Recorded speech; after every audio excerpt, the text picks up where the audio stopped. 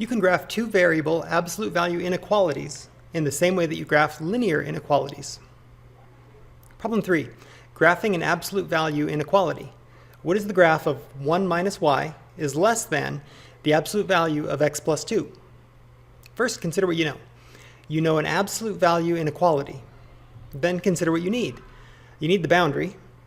And so your plan, solve the inequality for y, graph the related equation, and finally shade the solution.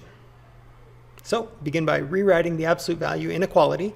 1 minus y is less than the absolute value of x plus 2, and then work to isolate y. We'll subtract 1 from each side to get negative y is less than the absolute value of x plus 2 minus 1, and then multiply each side by negative 1. Y is greater than, note the inequality sign flipped because we multiplied each side by a negative. That of course also happens if we divide each side by a negative. So again though, y is greater than the negative of the absolute value of x plus 2 plus 1. Now the graph of y equals the negative absolute value of x plus 2 plus 1 is the graph of the parent function, y equals the absolute value of x, reflected in the x-axis and translated left 2 units and up 1 unit.